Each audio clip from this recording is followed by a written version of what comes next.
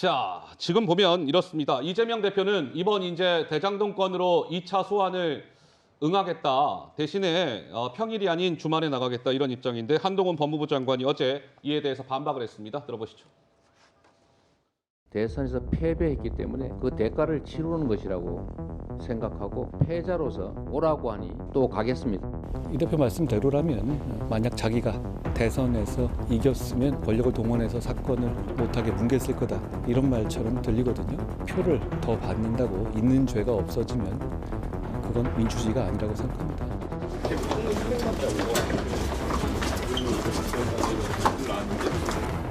그래 검찰의 신작 소설이 나온 것 같은데 공전의 창작 실력으로 봐서 잘 안 팔릴 겁니다. 그런 애매한 말 할 게 아니라 다른 국민들과 똑같이 증거와 팩트로 대응해야 한다고 생각합니다.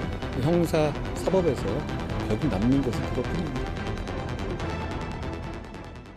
네, 어떻습니까? 김수경 교수님. 이재명 대표가 내가 대선에서 져서 검찰 소환에 응해야 될 것 같습니다라고 얘기하자 한동훈 장관은 바로 그럼 대선에서 이겼으면 수사 뭉개겠다는 말씀이십니까? 라고 바로 또 응수가 나왔습니다.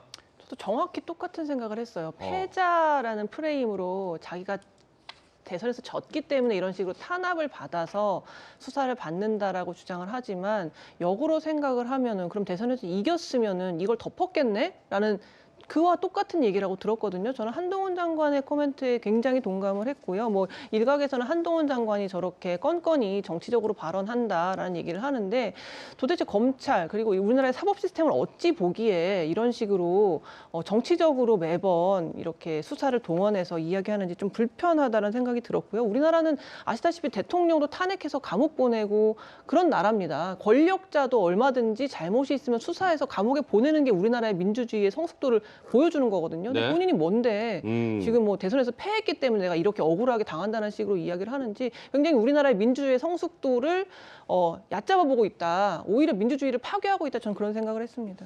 우리 조정원 의원 생각이 궁금해요. 우리 조정원 의원께서는 또 국회 상임위도 법제사법위원회고 이제 상임위 열릴 때마다 한동훈 장관하고도 이렇게 매번 만나시고 질의응답도 주고받으시고 했는데 어떻습니까? 조금 전에 우리 한동훈 장관과 이재명 대표 저 얘기는 좀 어떻게 들으셨어요?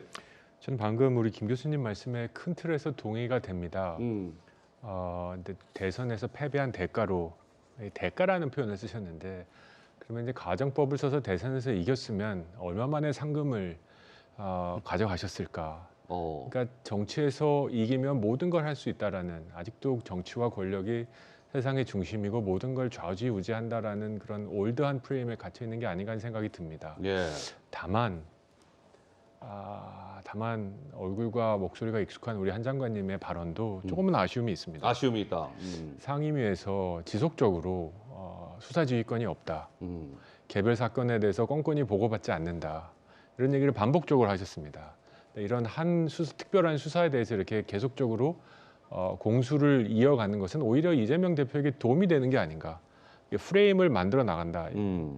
국민의 50%만이라도 내가 대선 졌기 때문에 그 대가로 지금 고통을 당하는 거다라는 거를 믿게 만드는데 오히려 역설적으로 도와주는 게 아닌가. 그러니까 아까 맨 마지막 멘트 형사사법의 가장 중요한 건 증거와 증거다. 예. 이 원칙으로 수사할 뿐이다라고 거기서 멈췄으면 좋겠다. 거기서 멈췄으면 좋겠다. 예. 이기고 지고 뭉개고 말고 이런 얘기는 오히려 그런 게임을 할 필요가 없다라는 생각입니다. 알겠습니다. 양쪽 다 좀 아쉬움이 있다 이런 말씀을 주셨고요. 한동훈 장관, 김의겸 민주당 의원 간의 또 목소리가 차례로 준비가 되어 있습니다. 한번 들어보시죠. 근속 연수가 된 검사들에 대해 인사하는 건 당연한 거고요. 매번 거짓말하고 매번 들키는데도 민주당의 대변인직을 유지하고 있는 게 더 저는 뉴스라고 생각합니다. 저도 정치인으로서 대변인으로서 모질게 이야기를 하지 않습니까? 예. 상대 입장에서 보면 참 김의겸 참 싸가지 없이 말한다. 이렇게 생각들을 할 텐데 네. 한동훈 장관 한마디로 졌습니다. 제가 참 모진 표현, 비아냥거리는 말투 그런 표현에서 그 분야에 올림픽이 있다면 한 3관왕쯤 하셨을 것 같아요. 당신 이겼다. 이렇게 말씀을 드리고 싶고. 네.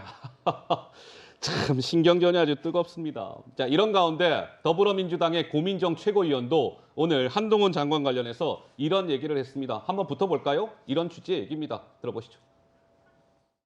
정치권으로 넘어오려고 하는 거죠. 저는 그거는 그냥 그 답정너처럼 예정된 수순을 밟고 있다고 생각합니다.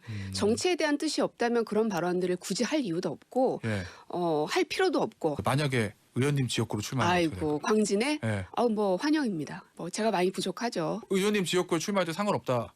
뭐 어디든 상관없습니다. 뭐 그런 거에 두려울 거였으면 정치를 시작하지 않았겠죠. 네, 고재령 변호사 어떻게 들으셨어요? 일단 먼저 김의겸 의원에 대해서는 짧게만 얘기하자면 가해자는 피해자에 대한 2차 가해를 그만두라. 라고 말씀드리고 싶습니다.